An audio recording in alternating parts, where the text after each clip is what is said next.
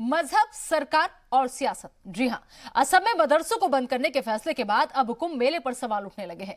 Congress leader Udit Raj ने असम सरकार के फैसले पर कहा कि अगर असम में सरकारी पैसे से मदरसे नहीं चल सकते तो उत्तर प्रदेश में सरकार ने कुंभ के लिए 4200 करोड़ रुपए क्यों खर्च किए थे। उदित राज के इस ट्वीट पर बीजेपी की आग बबूला हो गई और कांग्रेस की सोच पर सवाल खड़े कर दिए। बीजेपी तर्जुमान संबित पात्रा ने ट्वीट कर कहा कि मित्रों देख लो, कांग्रेस की यही सच्चाई है। हालांकि तनाजा बढ़ता देख उदित राज ने ट्वीट डिलीट कर दिया और सफाई दी, इन्हीं सब मुद्दों पर होगी चर्चा। लेकिन उससे पहले नजर डालते हैं इस रिपोर्ट पर।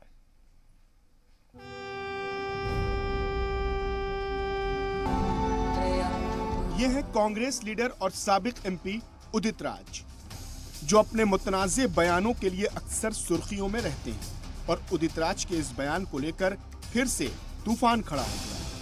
उदित राज ने इस बार कुंभ मेले के इनेकाद में हुए सरकारी पैसे के इस्तेमाल पर सवाल उठाए तो बीजेपी आग बबूला हो गई। उदित राज ने अपने ट्वीट में कुंभ मेले और मदरसे का मवाजना किया और कहा कि जैसे असम सरकार ने सरकारी फंड से मदरसा न चलाने का फैसला लिया है, ठीक उसी तरह उत्तर प्रदेश सरकार को भी कुंभ मेले के इनेकाद के लिए 4200 करोड़ रुपए का इस्तेमाल नहीं करना चाहिए था।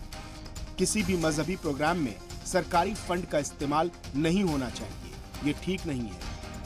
इसके बाद जैसे ही उदित के ट्वीट पर तनाजा बढ़ा तो उन्होंने फौरन इसे डिलीट कर दिया और सफाई देते हुए क्या कुछ कहा, सुनिए।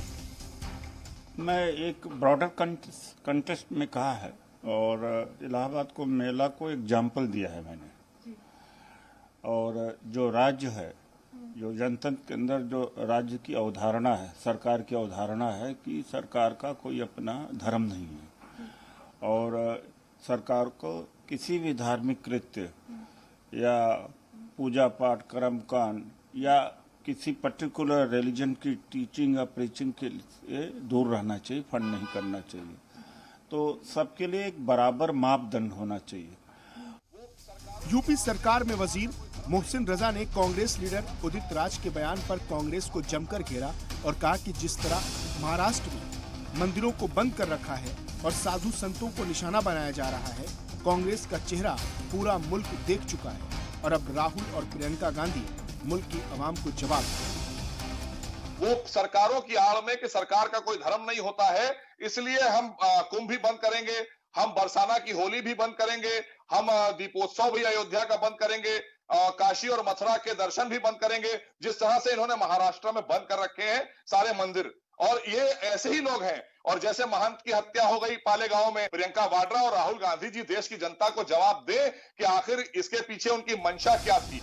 कुंभ मेले के इनेकाद पर चढ़े सियासी पारे के बीच हिंदुओं की अकीदत पर बार बार कांग्रेस की चोट के बाद शुरू से राम मंदिर की संग बुनियाद की मुखालफत करने वाले मौलाना साजिद रशीदी ने पीएम मोदी और योगी को लेकर बयान दिया तो एनसीपी लीडर माजिद मेनन ने कहा कि किसी भी एक मजहब को तरजीह देना, अवाम का पैसा खर्च करना वाजिब नहीं है। अगर सरकार धर्म का कोई काम नहीं कर सकती तो प्राइम मिनिस्टर नरेंद्र मोदी जी और योगी जी मंदिर की बुनियाद रखने के लिए क्यों पहुंच गए थे? इस सवाल का कोई जवाब है उनके पास? मैं भी जानता हूं, लेकिन जो सरकार से एफिलिएटेड मदरसे हैं और वो आज से नहीं है, 60-65 साल हो गए आज़ादी के बाद से ये मदरसे चल रहे हैं, तो आप उनको कैसे ख़त्म कर सकते हैं? किसी भी एक धर्म को प्राथमिकता देना या उस पर पैसे खर्च करना, जनता के पैसों का इस्तेमाल करना उचित नहीं हो। चाहे वो मदरसा हो, चाहे कोई और धर्मशाला हो, कोई पाठशाला हो, अगर धार्मिक शिक्षा के लिए जनता का पैसा या सरकार का पैसा खर्च होता है तो वो संविधान की दृष्टि से उचित नहीं है।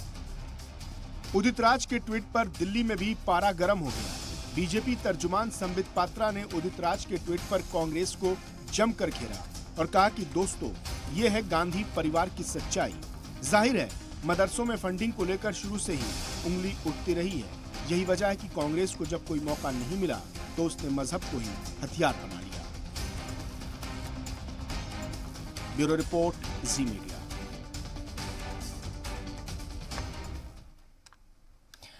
तो मजहब, सरकार और सियासत, इन सब के बीच ही उलझ के इस वक्त हमारा देश रह गया है। कुछ भी होता है मजहब पहले उसमें आ जाता है, कुछ भी होता है सरकार को पहले घेरने लग जाते हैं और फिर इन सब मसलों को सबसे पहले मजहब के ऊपर कैसे सियासत करनी है हर कोई अपनी रोटियां बुनाने लग जाता है।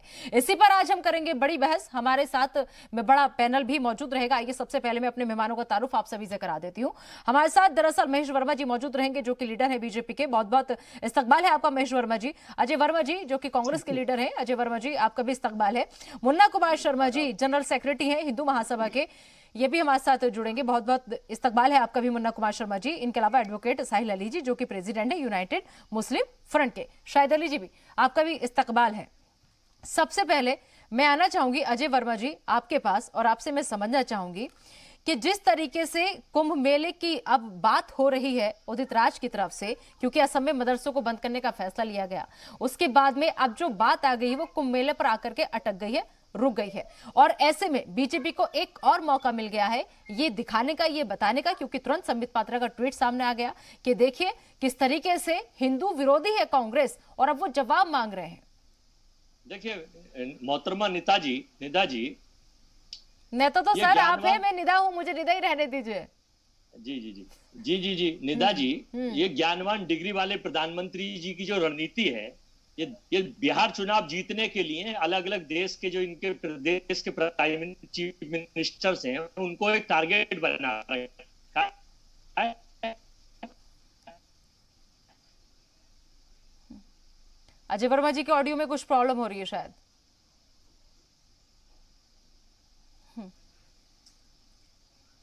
अजय वर्मा जी के ऑडियो में प्रॉब्लम हो रही, चलिए उनका रुख मैं आगे करूंगी। फिलहाल हमारे साथ महेश वर्मा जी भी जुड़े हुए हैं जो कि बीजेपी के तरफ से हैं, बीजेपी के लीडर जी। हम लोग हिंदू मुस्लिम से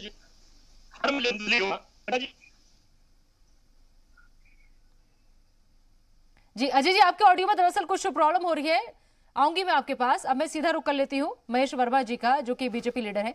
महेश वर्मा जी, सवाल यह है कि उदित राज ने जो बात उठाई, उन्होंने कहा कि अगर असम में मदरसों को बंद किया जा रहा है और मदरसे अगर सरकारी खर्चे पर पढ़ाई नहीं करवाई जा सकती वहां पर, तो फिर कुंभ का मेला जो है उस पर लेकर के उन्होंने सवाल उठाए कि उस पर सरकारी खर्च क्यों?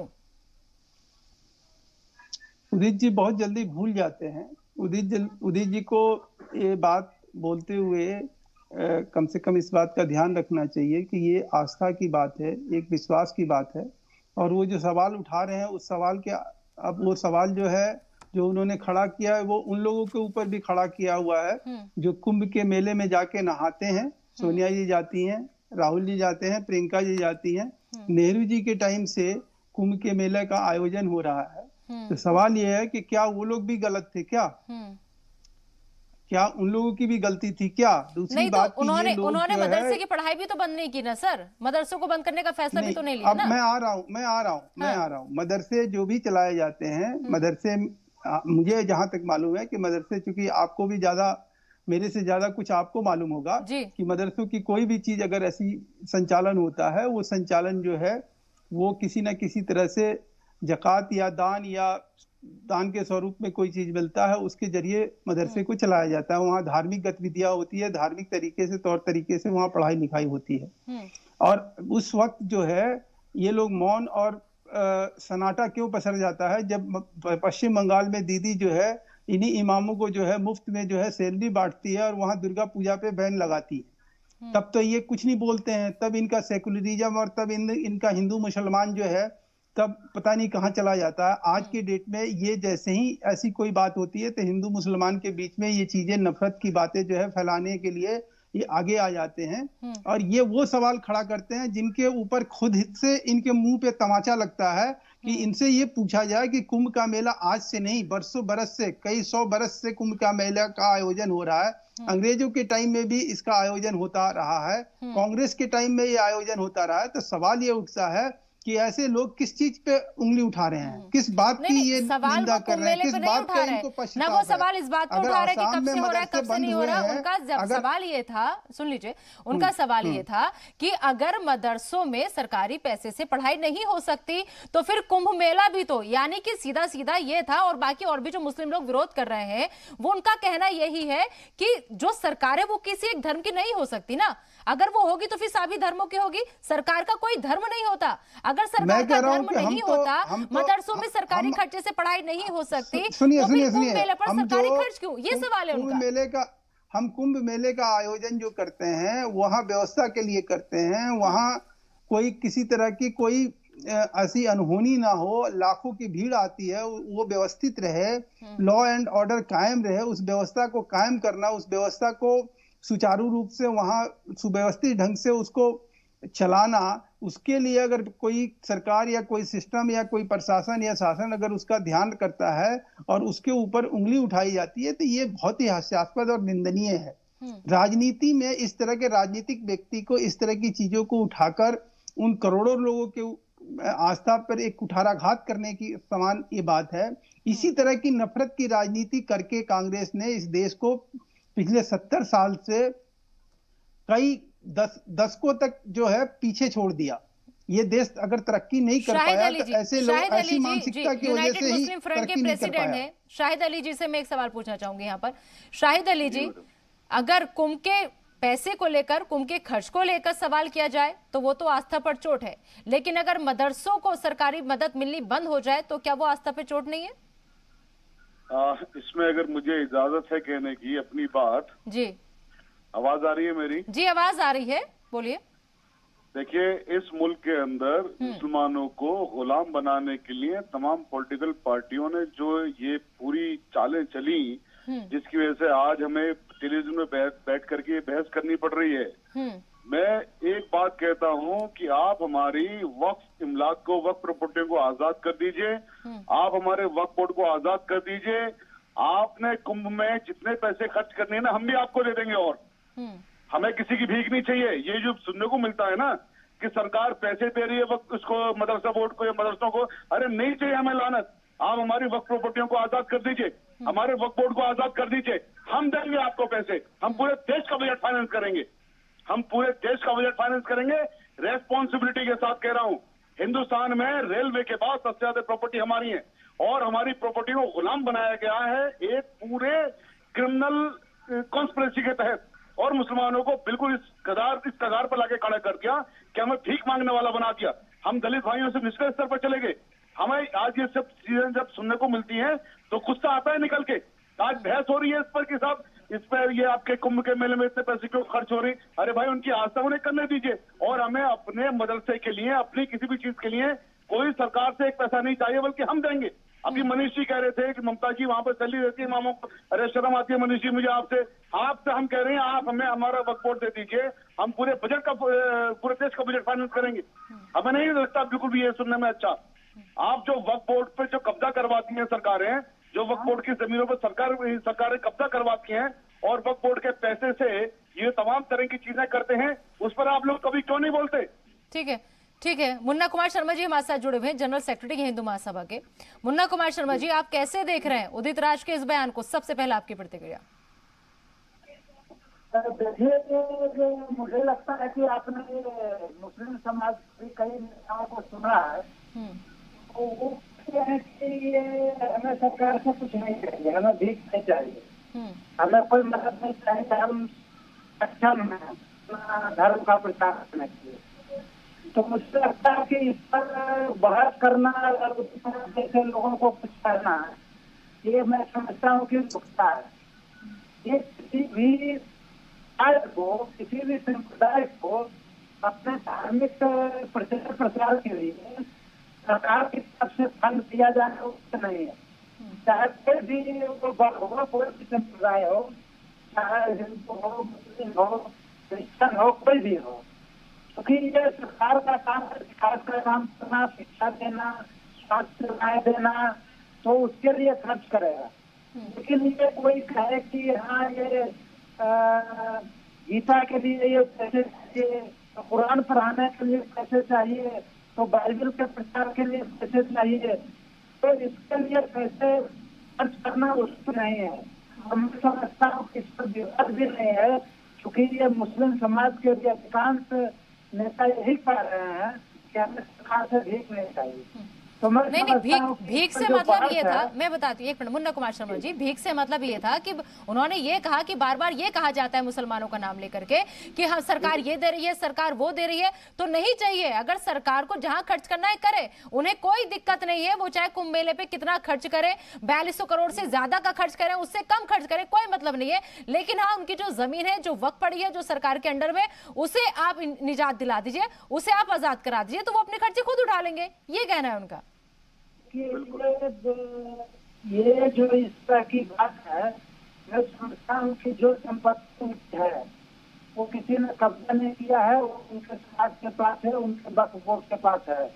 और अगर ये नाजायज तरीके से कहा जाए कि पूरा हिंदुस्तान हमारा है, तो उसको स्वीकार नहीं किया जा सकता है। जो उनके संपत्ति है, जो उनके बोर्ड की संपत्ति है, वो उनके पास है। तो मुझे नहीं लगता है कि ये सरकारी संपत्ति या देश की संपत्ति को उनके बोर्ड को दे दिया जाए और तभी वो खुश होंगे, ऐसा ये मांग करना उचित नहीं है। नहीं, हिंदुस्तान तो सबका है मुन्ना कुमार शर्मा जी, हिंदुस्तान सबका है, और जितने बाशिंदे यहाँ पे रह रहे हैं, हर किसी का योगदान है हिंदुस्तान में। हिंदुस्तान किसी एक का नहीं है, सबका है हिंदुस्तान। नहीं, मैं भी यही कह रहा हूँ कि ये किसी भी देश में संप्रदाय के आधार पर भेदभाव नहीं हो सकता। तो ये हिंदू समाज, मुस्लिम समाज, क्रिश्चियन समाज, कोई भी समाज कहे कि हमें प्रॉपर्टी दे दे, जमीन दे दे, तो ये मांग उचित नहीं है। और देश हित में ऐसा माना जाना ये संभव नहीं है। कल हिंदू समाज भी कहेगा कि हमें इतना जमीन दे दो, हमें इतनी प्रॉपर्टी दे दो, हमारे मंदिर ट्रस्ट को इतना प्रॉपर्टी दे दो, हमारे फॉलोअर ट्रस्ट को इतना प्रॉपर्टी दे दो। तो ये हिंदू समाज में भी बहुत ट्रस्ट है। इस तरह से अगर मांग आने लगेगी तो पूरा हिंदुस्तानी को दान देना पड़ेगा।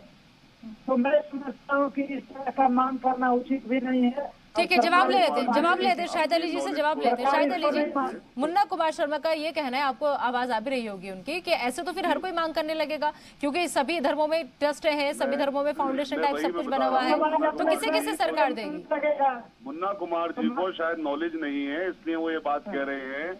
हम सरकार से सरकार की चीज नहीं मांग रहे। सुन लीजिए मुन्ना कुमार जी, सुन लीजिए मुन्ना कुमार जी, सुन लीजिए। हम सरकार से सरकार की चीज नहीं मांग रहे हैं।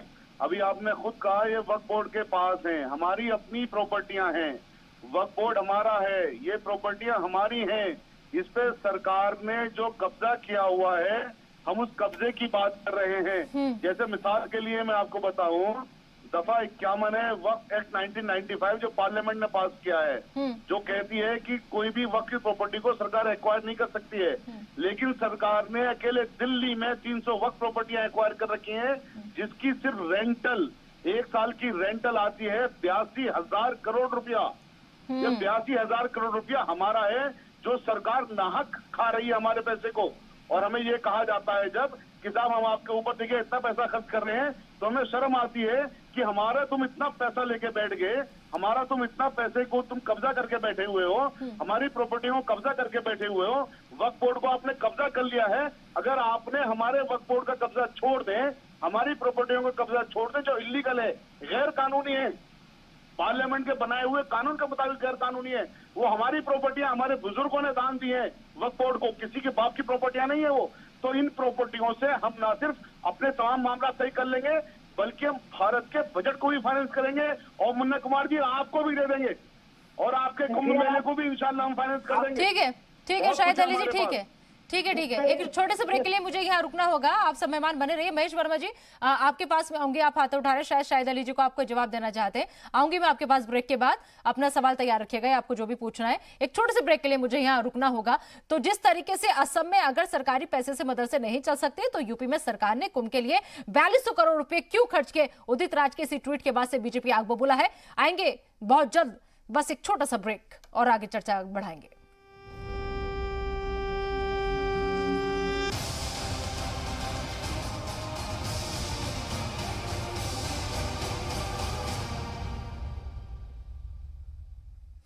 तो तो पहले मजहब आ जाता है, उसके बाद में फिर सरकारों को घेर लिया जाता है और फिर उस पर होती है जमकर सियासत। इन्हीं 3 शब्दों पर आज हम बात कर रहे हैं। हमारे साथ बड़ा पैनल भी मौजूद है। और महेश वर्मा जी, एक छोटा सा कमेंट चाहूंगी, आप कुछ कहना चाहते हैं? मुझे ब्रेक पर जाना पड़ा था जी, आप रखिए अब अपनी बात। मैं ये पूछना चाहता हूं कि इस वक्फ बोर्ड पे कौन लोग काबिज हैं? ये वक्फ बोर्ड कौन चलाता है? ये जो अभी दलील दी जा रही थी कि वक्फ बोर्ड जो है, सरकार जो है उस पर अतिक्रमण करके बैठी हुई है। नेशनल वक्फ बोर्ड लैंड डेवलपमेंट कॉर्पोरेशन बना, जिसमें ये तय हुआ कि मेरी राज्य सरकारें जो है वो वक्फ बोर्ड की जो प्रॉपर्टीज है उसको डेवलप किया जाएगा, उसको आगे बढ़ाया जाएगा, ताकि वहां से जो पैसा मिले वो मुस्लिम जो कम्युनिटी है उसके एजुकेशन पे, उसके हेल्थ पे, कहीं मेडिकल कॉलेज, कहीं डेंटल कॉलेज, कहीं स्कूल, कहीं तालीम, इन सब चीज़ों के ऊपर जो है पूरा जब प्लान आया, उस प्लान के बाद जो है स्टेट गवर्नमेंट, दिल्ली स्टेट की जहाँ की ये साहब बात कर रहे हैं, यहाँ पूछिए अमानुल्लाह खां जो है वक्फ बोर्ड में घोटाला हुआ, कौन उस समय ये लोग क्यों चुप हो जाते हैं? उस समय ये क्यों इनके मुंह पे जुबान इनकी बंद हो जाती है? इनके मुंह पे ताला क्यों लग जाता है? आखिर में ये जो लंबी लंबी दलीलें आके ये आपके चैनल पे जो ये देते हैं कि हमें ये दे दीजिए, वो दे दीजिए, और ऐसे कर दीजिए और वैसे कर दीजिए, और झूठ का पुलिंदा जो है ये सामने रख के और जो ये बात करते हैं लोगों पे। अजय वर्मा जी जवाब देना चाहते हैं, ठीक है महेश वर्मा जी, अजय वर्मा जी से जवाब सुन सवाल ये है कि ऐसी जवाब दे पाएंगे, ऐसी चीजों से क्या मेरी आवाज आ रही है ना? जी आवाज आ रही है, बोलिए अजय वर्मा जी। आप उन लोगों से पूछिए। देखिए अभी पहले मेरे से क्वेश्चन रह गया था अधूरा, मैं पहले तो ये बता दूं कि महेश वर्मा जी सुन लीजिए। हाँ बोलिए अजय वर्मा जी। मिस्टर जिनपिंग पात्रा हर छोटी बड़ी चीज पर एक डिबेट वो करने लगते हैं, प्रेस कॉन्फ्रेंस, और उस माहौल को हिंदू मुस्लिम से जोड़ने का, धर्म से जोड़ने का प्रयास करते हैं। भारत जो है धर्मनिरपेक्ष, देखिए यहाँ हिंदू मुस्लिम सिख ईसाई सबको साथ रहने का, समानता का अधिकार देता है, फ्रीडम ऑफ वॉइस और फ्रीडम ऑफ स्पीच, और यहाँ सबसे बढ़िया लोकतंत्र है संसार का। और सरकार के बड़े प्रमुख हमारे ज्ञानवान डिग्रीधारी प्रधानमंत्री जी शपथ लेते हैं तो सबके लिए समानता के अधिकार की शपथ लेके बात करते हैं। लेकिन बड़े दुर्भाग्य का विषय यह है कि इनके प्रदेश के जहां जहां पर बीजेपी की सरकारें हैं, जब चुनाव आ जाते हैं किसी भी स्टेट में, चाहे बिहार हो, चाहे बंगाल हो, चाहे और कहीं स्टेट हो, तो उनका एक टारगेट है, उन्होंने एक एजेंडा आईटी सेल के द्वारा फिक्स करा रखा है कि उसी स्टेट के चीफ मिनिस्टर इस टाइम इस तरह की बात निकालेंगे। ये इनका एक प्रायोजित कार्यक्रम शुरू से लेकर चुनाव तक के लिए फिक्स कर देता है इनका आईटी सेल, और उसमें मुख्यमंत्री नामित कर दिए जाते हैं कि आप हिंदू मुस्लिम से जोड़िए, आप पाकिस्तान से जोड़िए, आप चाइना तो खैर डरे हुए बैठे हैं, चाइना का नाम भी नहीं लेते, और आप धर्मनिरपेक्ष से जोड़िए, मंदिर मस्जिद से जोड़िए। धर्म के मामले में जब सारे लोगों को अधिकार है, यहाँ पर गुरुद्वारे, चर्च, मंदिर, मस्जिद सबके लिए समानता का अधिकार है और सारे लोग यहाँ रहते हैं, तो जो चीज चल रही है उसको मुद्दा बना के उसको टूल देके, ये सब बिहार चुनाव इनकी आप क्रोनोलॉजी समझ लीजिए, ये बिहार चुनाव जीतने का एक हथकंडा है ज्ञानवान प्रधानमंत्री जी का और इनकी आईटी सेल का।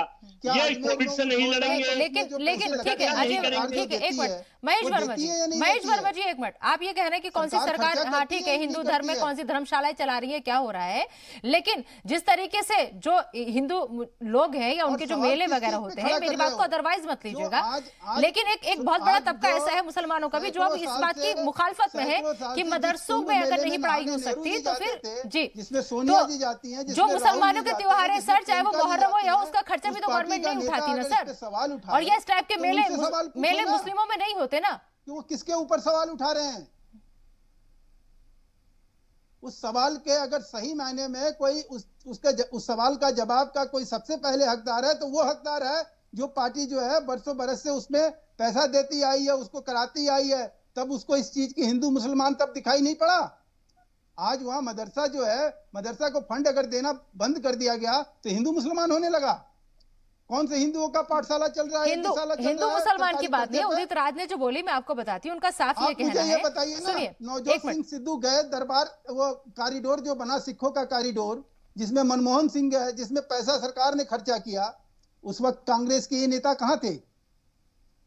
ये सवाल तो यही हो रहा है ना, जब सब जगह खर्च हो रहा है, सब कुछ सरकारी पैसे से हो रहा है, चाहे वो आप गुरुद्वारा कह लीजिए, चाहे आप वो कुंभ का मेला कह लीजिए, तो फिर मदरसों से क्या दिक्कत है सर? तीर्थयाटन हो या वो अजमेर हो या वो अजमेर हो या सब जगह जब होता आया है और हो रहा है और आगे भी होगा। सरकार की जिम्मेवारी बनती है कि व्यवस्था को सुचारू तरीके से चलाने के लिए वहाँ जो भी अमला जमला हो, जो प्रशासन की जरूरत हो, जिस तरह की मुस्तैदी है, उसके लिए खर्चा किया जाता है। क्या वहाँ हिंदू स्नान करने जाएगा, उसके ऊपर खर्चा किया जाता है। वो सुव्यवस्थित ढंग से रहे, वहाँ कोई किसी तरह का अनहोनी ना हो। क्या ये करना किसी तरह से अपराध है या किसी तरह से ये कॉमनल कही जाएगी? ये जब शाहिद अली जी, ठीक है, जवाब लेते हैं। शाहिद अली जी, उनका ये कहना है कि ये जो 4200 करोड़ रुपए सिर्फ कुंभ के नाम पर खर्च किए जा रहे हैं, वो 4200 करोड़ रुपए इसलिए खर्च किए जा रहे हैं ताकि किसी के साथ कोई अनहोनी ना हो। सुरक्षा व्यवस्था के लिहाज से ही 4200 करोड़ रुपए खर्च कर दिए जा रहे हैं। बाकी उनका कोई मकसद नहीं है कि कुंभ मेले के लिए वो पैसा दे रहे हैं, वो सिर्फ सुरक्षा के लिहाज से 4200 करोड़ रुपए खर्च कर रहे हैं। देखिए, सीधी सी अगर बात करें तो इनका भी मकसद वही है और इनकी सरकार का भी मकसद वही है। ये मैसेज देना चाहते हैं, और खासतौर से चूंकि बिहार इलेक्शन चल रहा है कि देखिए साहब, हम हिंदूवादी लोग हैं, हम हिंदुओं को सिर्फ अपील कर रहे हैं, हम बाकी किसी के लिए कुछ नहीं करेंगे। आपकी बात सही है कि ताजिए होते हैं, उसमें कौन सा सरकार कोई अरेंजमेंट कर देती है, कहीं भी और बहुत सारी चीजें हैं, ईद है, बकरा ईद है, हमारे से 2 त्योहार होते हैं, मोहर्रम के प्रोग्राम होते हैं, उसमें कौन सा खर्च नहीं होते ना? क्या बात कर रहे हैं आप महेश वर्मा जी? और जो मदरसों की पढ़ाई के ऊपर बात है, जब मदरसों में आप कह रहे हो कि साहब आप ये दुनियावी एजुकेशन लेके आइए, दुनियावी एजुकेशन लाने की आप बात करते हो, तो दुनियावी एजुकेशन तो सरकार का फर्ज है देना। अगर वहाँ पर एक कुरान पढ़ा जा रहा है तो कुरान से आपको इतनी दिक्कतें हैं कि साहब बस कुरान नहीं पढ़ा जाए, जहाँ कुरान पढ़ा जा रहा है वहाँ पर हम पैसा नहीं देंगे। सर, मैं इन सबको एक स्वागत करता हूँ, अगर ये कुरान को एक बार पढ़ लें सारे के सारे लोग मिल करके, ये उसमें कर लें, अपनी मर्जी से नहीं कर लें उसको इंटरप्रेट, अपनी मर्जी से इंटरप्रेट न कर लें सर, तो मैं सच बता रहा हूँ, इंसानियत की सरकार बन जाएगी, और वो सरकार बन जाएगी जिस सरकार के लिए इनके वाजपेयी जी ने भी कहा था कि राजधर्म निभाइए। ये किस तरह का राजधर्म निभा रहे हैं? जहाँ पर दलितों पर अत्याचार होता है तो और ज्यादा अत्याचार करते हैं, मुसलमानों को होता है तो और ज्यादा अत्याचार करते हैं। तो इनका जो एक मकसद है वो सिर्फ ये सीधे कहना चाहते हैं कि भैया यहाँ पर सिर्फ ये हिंदुओं का देश है, जबकि जंग आजादी में जितना खून उलेमाओं ने बहाया उतना खून किसी ने नहीं बहाया है। ये हकीकत है और ये इतिहास है, इतिहास को बदलने से चाहे कुछ भी कर लीजिए आप। उसके बावजूद अगर ये कह रहे हैं कि साहब हमने मदरसे देखिए बंद कर दिए और हम कुंभ पे करते रहेंगे, भारतीयों तो मेरा फिर वही जवाब है कि भैया हमें आपसे कुछ नहीं चाहिए, आप हमें हमारे प्रॉपर्टी आजाद कर दीजिए, हम खुद कर लेंगे। क्योंकि आप आज हमसे ये कह रहे हो, कल कुछ और कहोगे, परसों कुछ और कहोगे, हमें आपसे कुछ नहीं चाहिए, हम खुद कर रहे हैं इस बात को आगे बढ़ के। आप हमारी चीजों को हमें हमारे हवाले कर दीजिए ना। जैसे गुरुद्वारा प्रबंधक कमेटी का इलेक्शन होता है ना, जो सरदारों की प्रॉपर्टी है उनका इलेक्शन होता है, उनके लोग इलेक्शन में खड़े होते हैं, उनके लिए बाकायदा सरकार इलेक्शन, अभी आप दिल्ली में आपने अखबार में पढ़ी होगी कि उनके लिए वोटर लिस्ट तैयार हो रही है। हमारे अपने जो चुनते हैं उनको हम नहीं चुनते हैं, उनको सरकार चुनकर हमारे ऊपर मुसल्लत कर देती है। भाषणों से तो ऐसा क्यों है हमारे साथ कि आप अपने आप लोग अपने लोगों को मुसल्लत भी हमारे ऊपर करोगे, हमारी चीजों को आप खाओगे भी, हमारी चीजों का इंटरफेरेंस भी करोगे, और फिर जो पैसे खर्च होंगे तो उस पर कहोगे जब हम आपको पैसे खर्च कर रहे हैं। ठीक है, मुन्ना कुमार शर्मा जी, ठीक है, मुन्ना कुमार शर्मा जी, ठीक है, आऊंगी आपको महेश वर्मा जी आऊंगी आपके पास। मुन्ना कुमार शर्मा जी, जितनी अभी तक के आज के मुद्दे में हमारी बात हुई, मैं इस नतीजे पर पहुंची हूँ कि असल में दिक्कत कहाँ है। दिक्कत कुरान को लेकर के है कि कुरान अगर पढ़ाया जाएगा तो फंड नहीं दिया जाएगा, या फिर वाकई मदरसों से दिक्कत है। ठीक है, महेश वर्मा जी, ठीक है, मुन्ना कुमार। सरकार ने सही निर्णय लिया है, और जो जितनी भी बहस हो रही है ये सब केवल राजनीति है, राजनीति के अलावा कुछ नहीं है। जैसे वो साहित्य कह रहे थे, मुसलमान मौलानाओं ने बड़ा खून बहाया देश की स्वतंत्रता के लिए, तो अगर ये इतना खून बहाया है तो पाकिस्तान किसने बनाया? सर ये बात तो आप मत कीजिए मुन्ना कुमार शर्मा जी। देखिए, जिसको पाकिस्तान पसंद था वो उसी वक्त चला गया, अब जो यहाँ रह रहा है जाहिर सी बात है कि हिंदुस्तान से प्यार है, हिंदुस्तान से मोहब्बत है, इसलिए यहाँ रह रहा है। सर जिन्हें प्यार था पाकिस्तान से वो चले गए। अब जो यहाँ रह रहे हैं सब भारतीय हैं, सब इंडियन है।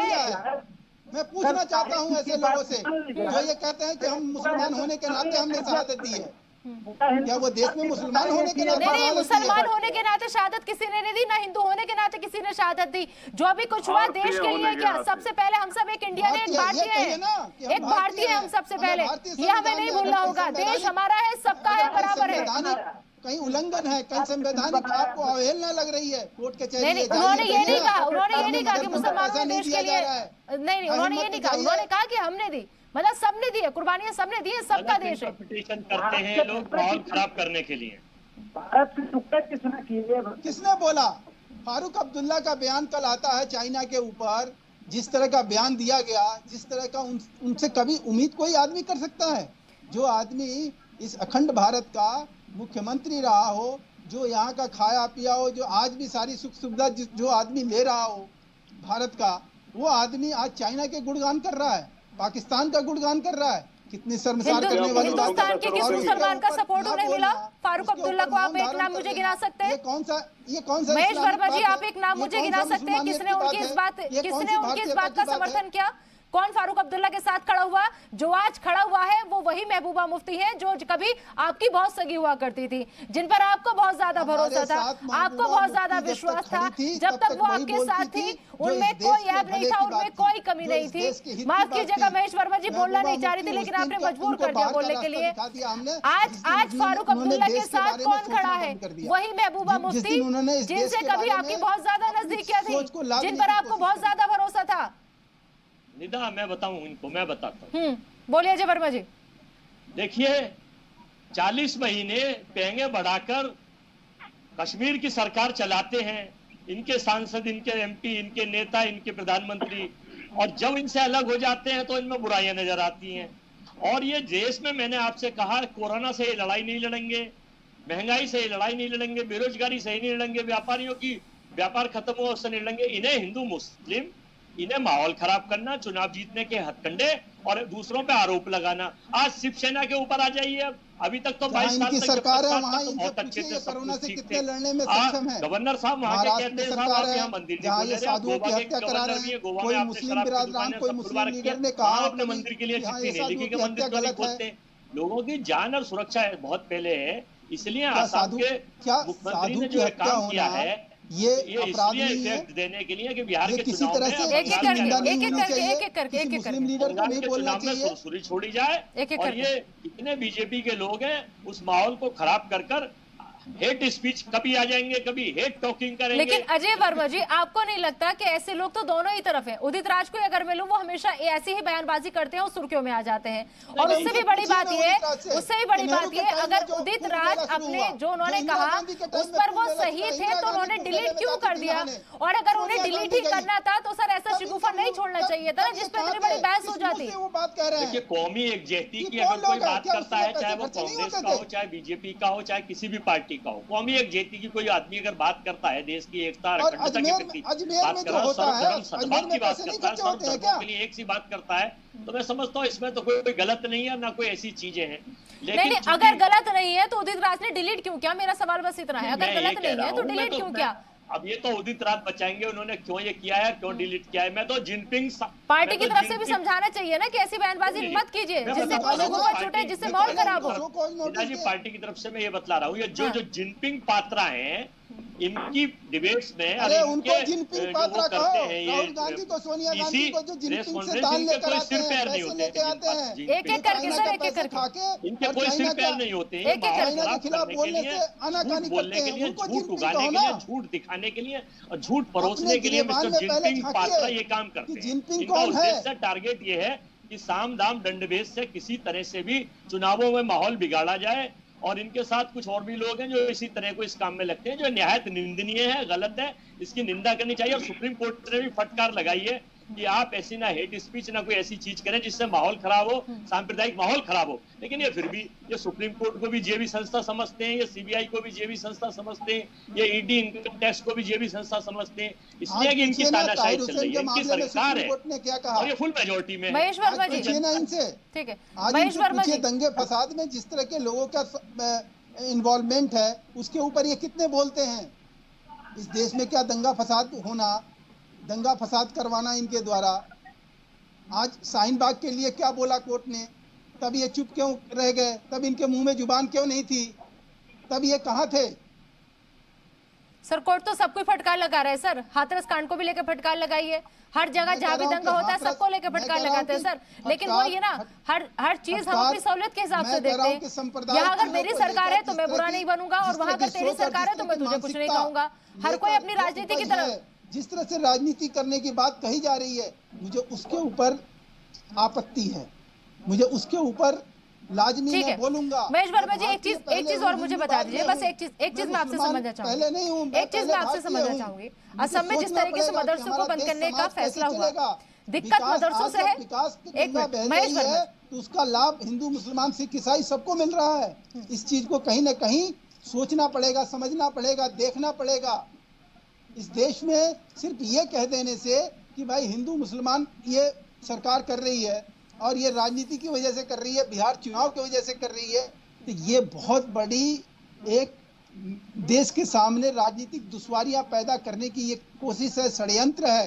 और ऐसे लोगों को बेनकाब करने की जिम्मेवारी मीडिया की भी बनती है। सर तो ऐसे मसले मीडिया अपनी जिम्मेदारी निभाता है सर बाखूबी, तभी तो आज इस मुद्दे को लेकर गए हम। लेकिन सवाल ये उठता है ना, लोग ये पूछते हैं फिर कि जब भी कहीं चुनाव होता है तभी ऐसा शिगुफा क्यों छोड़ दिया जाता है। अगर रही बात असम में मदरसों की, क्या पहली बार ऐसा हो रहा था या फिर अभी ऐसा हो रहा था कि सरकार की तरफ से मदद दी जाती? सर सालों से होता आ रहा है ना, ये अचानक से बीच में कैसे आ गया? फिर दिल्ली में मदरसा सरकार चला रही है क्या? यहाँ पैसा सरकार देती है क्या? उत्तर प्रदेश में मदरसा सरकार चलाती है क्या? बिहार में मदरसा सरकार चलाती है क्या?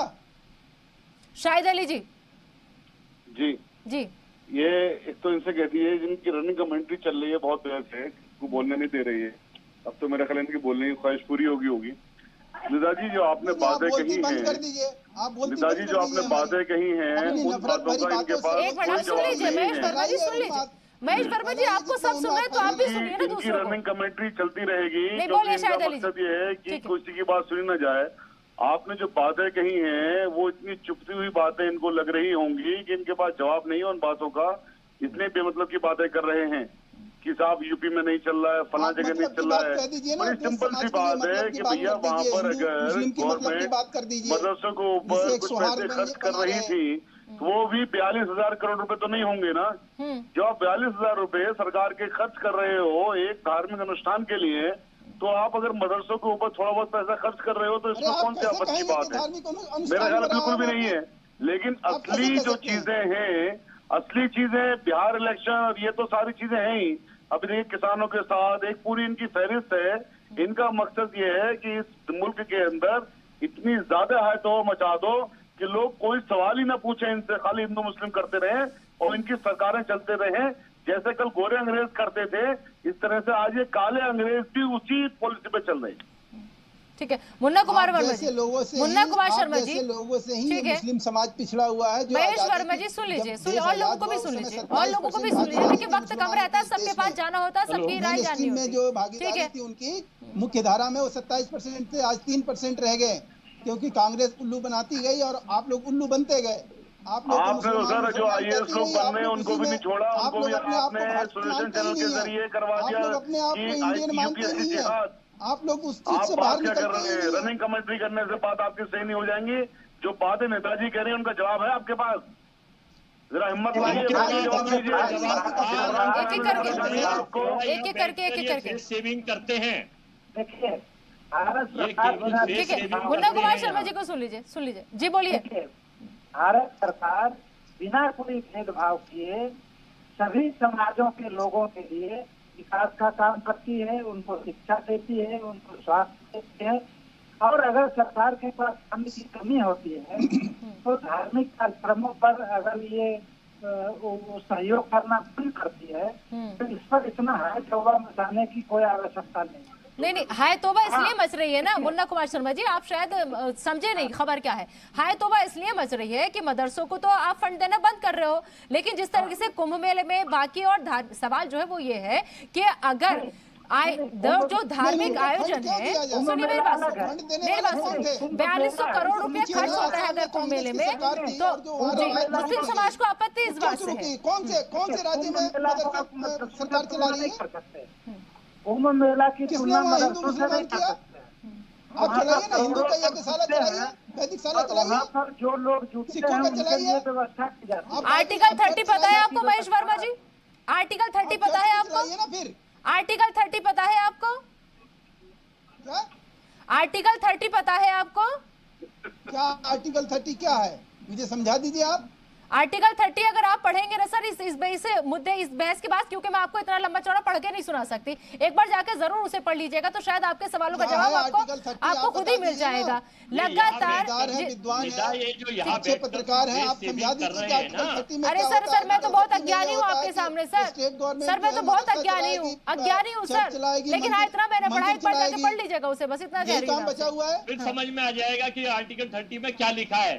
हाँ बता दीजिए ना कि अगर आर्टिकल 30 में मैं तो एक मैं अज्ञानी आदमी हूँ, मुझे ज्ञान दे दीजिए। नहीं सर अज्ञानी तो मैं हूँ सर, ज्ञान लेने की कोशिश कर रही हूँ आप लोगों से। मैं बस इतना कह रही हूँ कि एक बार उसे पढ़ लेंगे अगर आप तो शायद आपके सारे सवालों का जवाब मिल जाएगा कि कहाँ पर कितने मदरसे चल रहे हैं और कहाँ पर कितनी मदद सरकार की तरफ से मदरसों को दी जा रही है, किन किन रियायतों में कितने मदरसे हैं, सब आपको पता चल जाएगा। सरकारी कितने हैं, गैर सरकारी कितने हैं, और जो सरकारी है उन्हें कहाँ से मदद आ रही है, सब आपको पता चल जाएगा सर। बस एक बार आप उसे पढ़ लीजिएगा, एक बार उसे पढ़ लीजिएगा। यहाँ मैं आपको बैठकर पढ़ाऊंगी नहीं सर, इतना वक्त नहीं है। एक छोटा सा ब्रेक के लिए मैं यहाँ पर रुकूंगी, एक छोटे से ब्रेक के लिए मैं यहाँ पर रुकूंगी, उसके बाद आऊंगी और अपनी बात आगे बढ़ाऊंगी। बने रहिए आप सब हमारे साथ।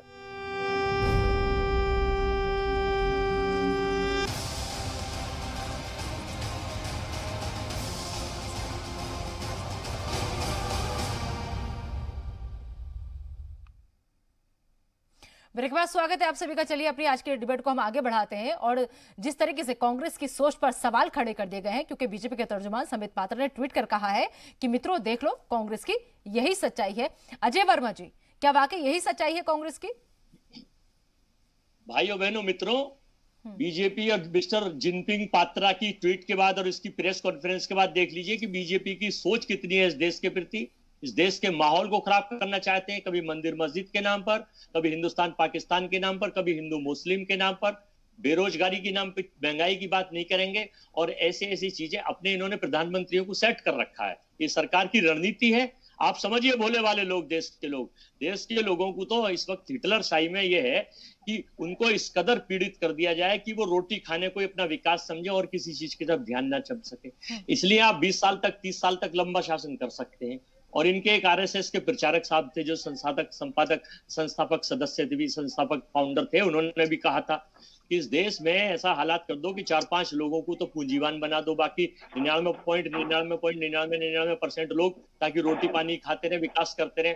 और इस तरह के माहौल करो कि सब लोगों का ध्यान ही उस तरफ ना जाए, ना महंगाई की बात करें, ना बिजली की, ना पानी की, ना सड़क की, ना अपराध की, ना बेटी की, ना बेटे की, ना सुरक्षा की। बस इसी पे लड़ जाए कि हमें रोटी पानी कैसे मिले। देश के ज्ञानवान डिग्री वाले प्रधानमंत्री जी ने अभी पीछे 85 करोड़ लोगों को तो भूखमरी के कगार पे घोषित कर दिया था कि हम 6 महीने उन्हें अन्न देंगे और बाकी को और कर देंगे। अब इस तरह के माहौल, ये मदरसे और मस्जिद और मंदिर वाले चर्चाओं पे आते हैं, संविधान पे पद पे बैठे हुए लोग चिट्ठी लिख रहे हैं, यानी जिसका जो काम है उनको तो वो करते नहीं है, लेकिन उन्हें पड़ी लकड़ियां दूसरों की उठानी और उसे फेंकना जनता के बीच में ताकि माहौल खराब हो। और संवैधानिक पद पे बैठे लोग भी ये काम कर रहे हैं, सत्ता के लोग भी ये काम कर रहे हैं और सरकार के वीर बयान भी और इनका आईटी सेल भी ये काम कर रहा है। मेरा अनुरोध है कि इस देश की कौमी एकजुटता के लिए, देश की एकता के लिए कांग्रेस पार्टी आप सारे पैनलिस्टों से और सारे चैनल पर हिंदुस्तान के सारे तर्जुमानों से, हिंदू मुस्लिम सिख कईयों से अनुरोध करती है कि सरकार की ताली थाली बजाइए, इसके कान जगाइए सरकार के, इस माहौल को खत्म करें और देश में हमको समानता के अधिकार के साथ सबको सौहार्द के साथ मिलन पूर्वक रहने दीजिए। इसे बांटने का काम मत करिए हिंदू मुस्लिम सिख ईसाइयों को। ये बांटने की राजनीति इस देश को खत्म कर देगी, आपका विकास खत्म हो जाएगा और आपका संसार में आपका नंबर यही नहीं पता चलेगा कि जैसे हिटलर का पहले 10 नंबरों में आता था, फर्स्ट 10 कंट्रियों में आता था, फिर उसके बाद 100 पे पहुंच गया था, तो आपका भी नहीं पता चलेगा कि कब कहां हो जाएगा। तो मेरा मकसद यही है कहने का कि आखिर ये चीजें ठीक नहीं है। कांग्रेस पार्टी सांप्रदायिक एकता की, कौमी एकजुटता की बात करती है, देश के विकास की बात करती है, सबका साथ सबके विकास की बात करती है, और ये लोग केवल जुमले देते हैं, जुमले चलाते हैं, जुमले खाते हैं, जुमले पीते हैं, झूठ बोलते हैं। मुन्ना कुमार शर्मा जी, क्या वाकई में ये राजनीति हो रही है या सच में आस्था का विषय है?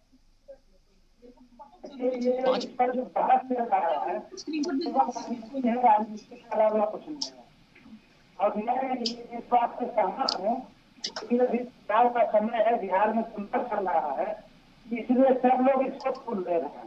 अगर ये चुनाव नहीं होता तो मैं समझता हूँ इस पर बहस भी नहीं होता, ये सरकार का एक छोटा सा डिसीजन है और उसको इतना ये हाई पंगा मचाना, राजनीति करना, कोई उचित राज कुछ कर रहे हैं, कोई कुछ कर रहा है, कोई कुछ कर रहा। मैं तो सब लोगों से कहूँगा हिंदू मुस्लिम मत कीजिए, राष्ट्रवाद की बात कीजिए, राष्ट्र उत्थान की बात कीजिए, देश को मजबूत करने की बात कीजिए, देश के विकास। मतलब आप मानते हैं जनरल सेक्रेटरी हिंदू महासभा के होकर के आप ये बात मानते हैं और ये बात आप समझ भी रहे हैं कि सिर्फ और सिर्फ आस्था से किसी को मतलब नहीं है, धर्म से किसी को मतलब नहीं है, सिर्फ और सिर्फ हमें राजनीति करनी है क्योंकि आगे चुनाव है। नहीं, ये मैं नहीं कह रहा कि धर्म और आस्था से मतलब नहीं है, धर्म और आस्था में विश्वास नहीं करना चाहिए, ये बात मैं नहीं कह रहा। मैं कह रहा हूँ कि ये सरकार का एक छोटा सा निर्णय है और उसको हित में सरकार ने डिसीजन लिया है, तो निर्णय की जरूरत नहीं है। तो हेमंत शर्मा ने कहा है कि जिस तरह से ये ऑडियो में बहुत दिक्कत हो रही है मुन्ना कुमार शर्मा जी के, रोका गया है पब्लिक के लिए भी पैसा बंद किया जाएगा, तो सबके लिए एक नीति लागू हो रही है, तो इसमें क्या समस्या है बताइए। सरकार को वहाँ प्रदेश के विकास के लिए, उसको शिक्षा देने के लिए, दवाई देने के लिए पैसे की जरूरत है। सरकार ने बचत करने के लिए निर्णय लिया है कि मदरसों में और संस्कृत के लिए सब जो है वो खर्च हो रहा है उसको रोकेंगे। तो हम लोग असम सरकार के निर्णय का सम्मान करें और हम लोग समाजों के हित की बात है, हम लोग देश को मजबूत करने की बात। सरकार हिंदू मुस्लिम ईसाई सबके विकास का काम कर रही है। ठीक है, काम करेगी। ठीक है मुन्ना कुमार शर्मा जी, आपके ऑडियो में कुछ शायद दिक्कत हो रही है, आपका ऑडियो क्लियर नहीं आ रहा, आऊंगी मैं आपके पास सही करवा करके। मैं शाहिद अली जी आपके पास आना चाहूंगी। शाहिद अली जी, जैसे अगर मैं एनसीपी लीडर माजिद मेनन की बात को कहूं तो उन्होंने कहा कि किसी भी एक मजहब को तरजीह देना, आवाम का पैसा खर्च करना वाजिब नहीं है, अगर खर्च करना है तो सब पर बराबर करना चाहिए। इत्तेफाक रख रहे हैं उनकी बात से आप? सर ये बिल्कुल सही बात है, ये भारतीय संविधान का घोर उल्लंघन है। भारत का संविधान किसी भी मजहब के लिए कोई एक्स्ट्रा चीजें करने के लिए नहीं कहता है। अगर आप एक मजहब वाले लोगों के लिए कर रहे हो, दूसरे मजहब वाले लोगों के लिए भी चीज हो रही है, तो आप इस बिना पे नहीं रोक सकते हैं कि साहब चूंकि ये मुसलमान है इसलिए हम इनको नहीं देंगे और ये हिंदू हम इनको देंगे। तो आप देश को जब बांटने की बात करते हो तो आप संविधान का बिल्कुल उल्लंघन करते हो, ये असंवैधानिक है और ये घोर असंवैधानिक है। ये चीज इनकी कोर्ट के अंदर एक मिनट के लिए खड़ी नहीं होगी, लेकिन हकीकत बात यही है कि इन्होंने इसका जो पॉलिटिकल इस्तेमाल करना है उसका वो पॉलिटिकल इस्तेमाल करेंगे। बाकी जब तक कोर्ट से न्याय आएगा, चूंकि न्याय हमारे यहाँ अदालतों के अंदर बहुत दिन बाद होता है, तो उस न्याय का भी कोई मान नहीं रह जाता है, उसका कोई मीनिंग नहीं रह जाता है। ये लोग इस बात को जानते हैं, तो इस चीज का ये फायदा उठा के सारी की सारी चीजें हो रही हैं। वरना तो अगर हमारी कोर्ट्स में इतनी सक्षमता होती और त्वरित न्याय होता तो इस तरह की चीजें कर ही नहीं पाते जिस तरह की चीजें कर रहे हैं। महेश वर्मा जी, ठीक है, सबके पास आखिरी कमेंट क्योंकि वक्त की कमी है। महेश वर्मा जी, जिस तरीके से जाहिर सी बात है मदरसों में फंडिंग को लेकर आपको ही पता होगा शुरू से ही उंगली उठती रही है, फंडिंग को लेकर के हो या जो भी उनके खर्चों को लेकर हो या वहां की तालीम तक को लेकर के लगातार उंगली उठती रही है। ऐसे में आपको लग रहा है कि कांग्रेस को जब कोई मौका नहीं मिला तो उसने मजहब को ही हथियार बना लिया? निश्चित रूप से कांग्रेस ने हमेशा जो है अपनी राजनीतिक जमीन जो तैयार करी है वो सांप्रदायिकता के आधार पे ही तैयार करी है। उनके टाइम में, उनके समय में जितने दंगे फसाद हुए उसकी तुलना आप किसी भी सरकार से आप करें तो वो कहीं नहीं ठहरती है। अब सवाल उठता है कि ऐसे में इस देश में जब कोई एक मुस्लिम लीडर ये कहे कि महाराष्ट्र में किसी साधु संत की अगर हत्या होती है तो वो गलत है, निंदनीय है, तो समझ में आता है कि ये देश जो है वाकई सेकुलर लोगों का है। वहाँ यहाँ सिर्फ एक बात को हाईलाइट करना कि भाई मुसलमानों के जो मदरसे चल रहे थे उसको जो है फंडिंग उसकी बंद कर दी गई, तो वो एक तरह से जो है ये भाजपा सरकार जो है वो कम्युनल है, वो सांप्रदायिक है। इस तरह की बातें, इस तरह की सोच रखना, इस तरह की बात को कह के और फिर उसको ये कहना कि भाई कुंभ मेले में पैसे जो खर्चे हो रहे हैं और वो जो है कुंभ मेले का खर्चा जो है वो भी एक तरह से हिंदुओं के लिए हिंदूवादी, अति हिंदूवादी सोच का एक कहीं प्रकटीकरण है कि 4200 करोड़ रुपए वहां खर्चे हो रहे हैं। ये तो निहायत ही निंदनीय है और ये उन लोगों के आस्था पे चोट पहुंचाने जैसे है। ये तो एक सौहार्द की बात है कि उसमें जो है बहुत ऐसे मुस्लिम भी होते हैं जो वहां अपने सहयोग देते हैं, वहां वो योगदान देते। जैसे मजीद साहब ने ये कहा कि आज हमारे पास अगर फंड होता वक्त का तो हम भी योगदान देते, हम भी उसमें कहीं ना कहीं भागीदार बनते। तो ये बात कहीं समझ में आती है। लेकिन अगर ये बात कही जाए उस चीज को लेके कि मदरसे का फंड बंद हो गया, आर्टिकल 30 ये नहीं कहता है कि मदरसे बंद कर दिए जाए। आर्टिकल 30 का यही उद्देश्य है कि मदरसे चलाए जाए, वहाँ कुरान पढ़ाए जाए, बच्चों को तालीम अच्छी मिले, कुरान के साथ उनको जो है तकनीकी रूप से भी लैस किया जाए ताकि देश की मुख्य धारा में उनको जोड़ा जाए। आर्टिकल 30 जो कह रहा है वो तो कह रहा है, लेकिन इसका जो पहलू है निकल कर वो ये आ रहा है ना कि अगर मदरसों में हमें ये शर्त नहीं रखनी चाहिए ना कि अगर कुरान पढ़ाया जाएगा तो हम फंड नहीं देंगे। ठीक है, आपको फंड बंद करना है, आप चुपचाप भी बंद कर सकते हैं, या आपको अगर जरूरत है इस फंड की कहीं और लगाना है, आपको सरकार के पास फंड की कमी है तो सर बहुत तरीके लेने के, बहुत तरीके हैं लेने के। नहीं चलाई जाती है, नहीं, लेकिन ये कह के बंद नहीं कर सकते ना, तो सर जाहिर सी बात है कि आपस में इख्तिलाफ तो बढ़ेगा और फिर वो आस्था पे भी आएगा, सब पे चोट होगी, धर्म पे भी चोट होगी, हिंदू मुस्लिम भी होगी।